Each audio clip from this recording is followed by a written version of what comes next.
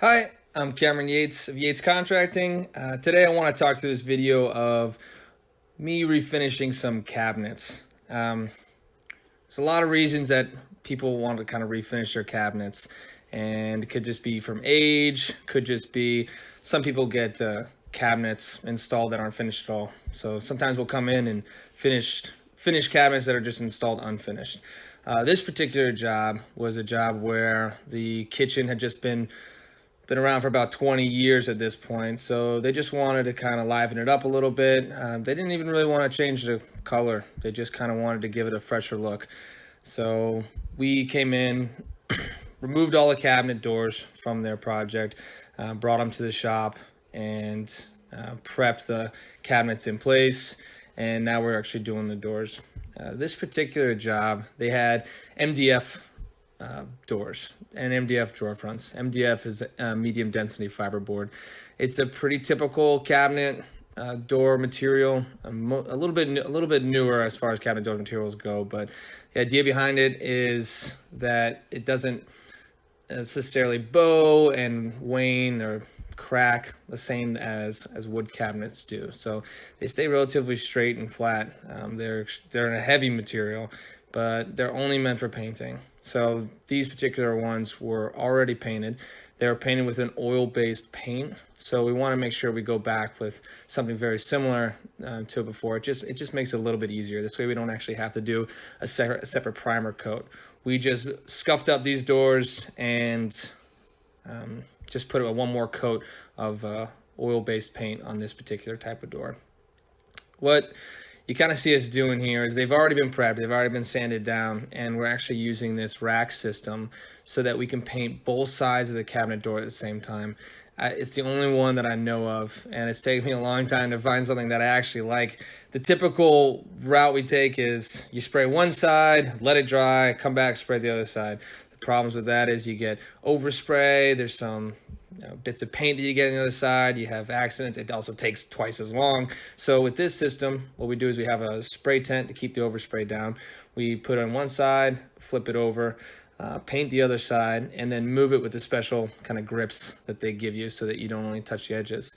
And then each time you put another door down, you move in the aluminum prongs, and it's bent just slightly, so you're really just touching just the tip of the edge of the door. They're definitely one of the best systems that we've ever used before. There's plenty of other ways people will do it. This is just the way that works for us.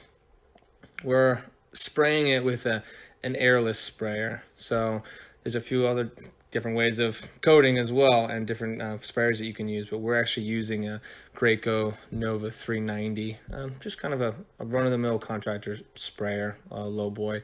It uses pressure, like up to almost 3,000 psi on some of these, but it uses pressure and then basically just forces it through a tiny spray tip.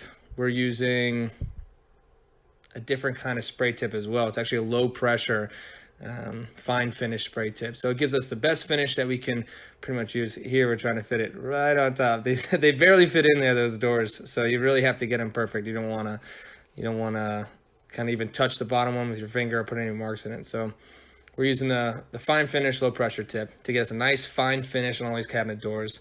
And you need to spray a nice even coat and make sure it's perfectly thick, because you really only kind of have one shot at it. So we do one side, flip it over, do all the sides of that door, all the edges I mean, and then the front of it, and then we leave that facing up.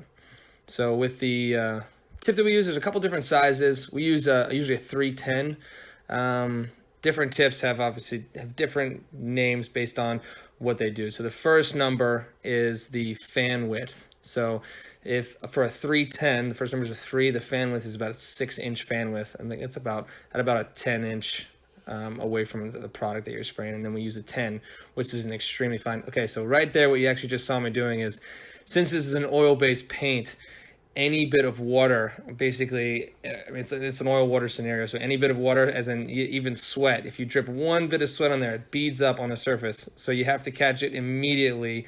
And I use a shop towel, and I just dab it a little bit just so it absorbs into the shop towel itself, and we don't have to worry about spraying it down or sanding it down and any kind of mess ups. So it's important to kind of catch anything that you do soon before anything starts drying.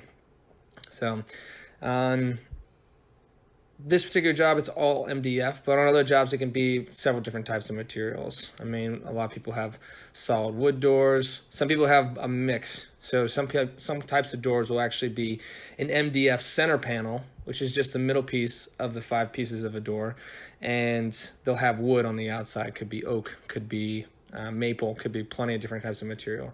MDF center panels are nice because they are really good for painting and they resist twisting like wood panels tend to do from time to time. So a lot of times you'll have straight wood panels too. Now, this is a relatively easy cabinet refinish. Now, if you have already painted doors and you still want painted doors, that is definitely the easiest route to take.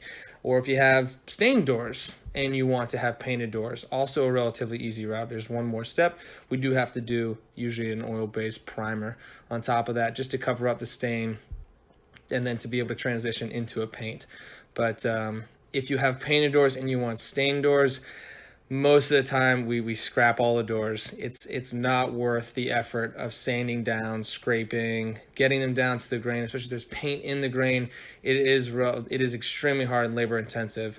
It actually saves money if we buy the doors new, buy the wood doors new, stain them, and then just sand down the cabinets themselves. You'll actually end up saving money that way. But this way you also still don't have to get all brand new cabinets. We can leave the cabinets in place. You don't have to take them out, replace the cabinets. So it's still a much easier route to take than giving all brand new cabinets. So that's just something to think about whenever you're trying to do your cabinets. It's also important to get a professional to tell you exactly what kind of cabinets you have. A lot of cabinet doors and low-end cabinets are sometimes just wrapped with a thin layer of veneer. It could be wood, could seem like wood, but as soon as you sand it down, it just kind of isn't thick enough to really be refinished. Or it could be laminated, and you have just what looks like wood and it isn't. Also, there are some doors that are an MDF door, but they actually have what's called a melamine coating on them. So with the melamine coating, it's basically a thick piece of plastic that's kind of put down and heated to kind of wrap around the profile of the door. So all of this really depends on the kind of doors you have and the kind of cabinets you have. Also, the finishes make a difference. So we tend not to use a lot of oil-based finishes. They seem to be kind of getting out and being phased out, especially in a lot of other states. But we like to use actually a lacquer base, sometimes water base if we can.